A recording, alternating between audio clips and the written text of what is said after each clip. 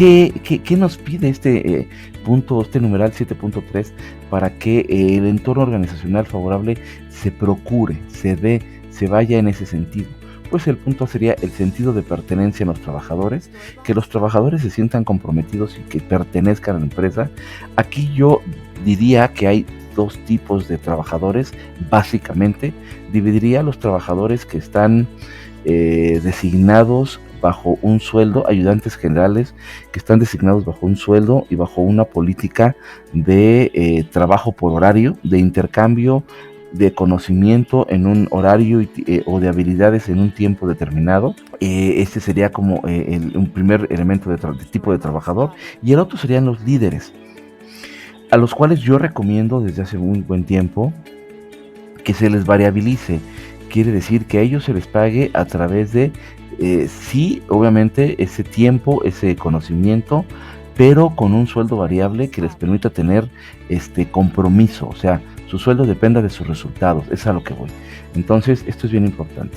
Y obviamente, bueno, pues aquí lo que nos habla básicamente es que se sientan comprometidas las empresas. Actualmente con este asunto del COVID, hay muchas empresas que sí han logrado hacer que los trabajadores se sientan comprometidos, porque están los trabajadores, estos colaboradores se encuentran pues en su casa de manera segura, protegidos, laborando con home office y haciendo teletrabajo, y obviamente esto sin disminución de sueldo, manteniendo todavía sus prestaciones. Y este tipo de empresas que lograron hacer esto pese la poca disposición, y lo digo con toda claridad desde mi muy particular punto de vista, desde la poca disposición de apoyo gubernamental, y que lograron hacer esto, pues obviamente los trabajadores lo ven como algo muy bueno y tienen sentido de pertenencia.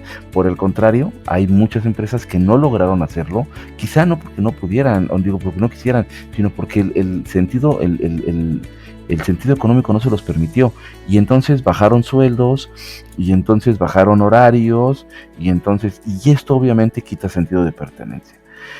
Bueno, es una situación muy complicada, ahí la dejo más o menos para que ustedes vean en este sentido qué es lo que sucede y ya tomarán sus decisiones dentro de las empresas. La formación para la adecuada realización de las tareas recomendadas. Pues que se dé la capacitación como debe de ser. Dentro del proceso de capacitación, nada más ustedes recuerden que es muy conveniente hacer detección de necesidades de capacitación, que esta detección de necesidades de capacitación incluya a los operadores, incluya a los supervisores, incluya a los jefes de área, incluya a los gerentes, incluya a los directivos, que todos se capaciten, que se lleve con respecto a los procedimientos de capacitación o de autorización, digamos, de temas o supervisión de temas con la Comisión de Seguridad e Higiene, norma 19 de la Secretaría del Trabajo, porque así lo solicita, y bueno, pues que se dé como de manera adecuada justamente este proceso de capacitación, de formación. La definición precisa de las responsabilidades de los trabajadores, que este es un gran tema, pero en serio, es un gran tema, chavos. Chicos y chicas, ingenieros, médicos, enfermeras, o quien nos esté viendo, porque en muchas empresas no están definidos los perfiles de puesto de manera adecuada. Y es que no podemos empezar a definir las responsabilidades de los trabajadores si no tenemos de entrada definidos perfectamente los perfiles de puesto. Y en el perfil de puesto yo tengo que definir cuáles son, obviamente, los requerimientos que necesito para esta persona, pero también cuáles son los conocimientos, cuáles serían las habilidades que necesito que tenga esta persona, y de ahí partir a cuáles son los objetivos a cumplir y que sean evaluados. Los objetivos a cumplir deben ser perfectamente establecidos en nuestro perfil de puesto, y también que se les denomina también KPIs, y estos KPIs deben estar perfectamente, deben ser evaluados en tiempo y forma ya preestablecido.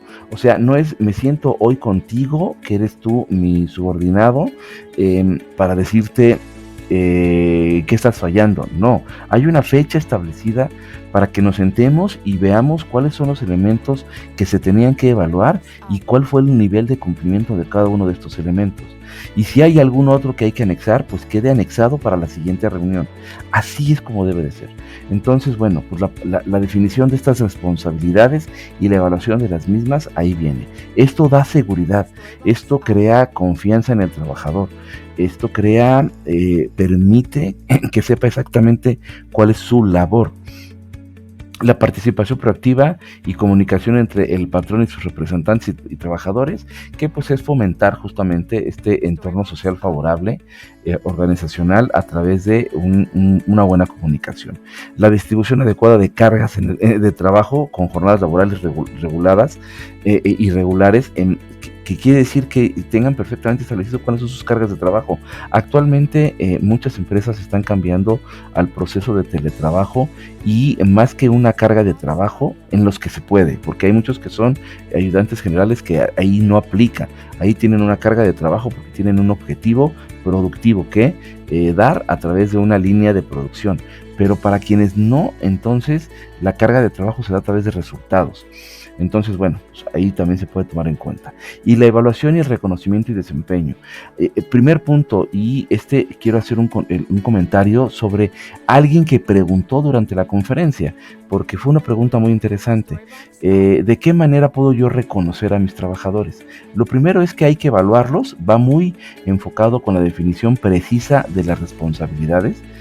Se dan responsabilidades precisas y se evalúan esas responsabilidades y se reconoce.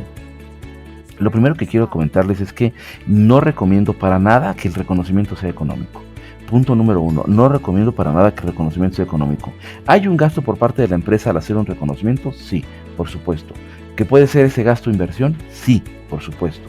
Sin embargo, no recomiendo que lo que se le entregue al trabajador sea un cheque o una compensación económica. Lo que se deberá, desde mi punto de vista, es justamente reconocer la labor, primero tomando en cuenta el aspecto social. Nosotros somos entes sociales. En una pirámide de Maslow podemos ver justamente que después de las necesidades fisiológicas de las de seguridad, entramos en pertenencia a un grupo social y queremos ser reconocidos. Ahí debemos de pegar como líderes, debemos reconocer. Pero no reconocer con dinero, reconocer ante la sociedad.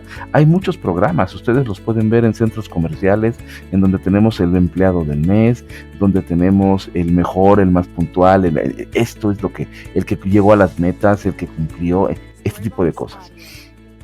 Entonces, en este sentido hay que reconocer.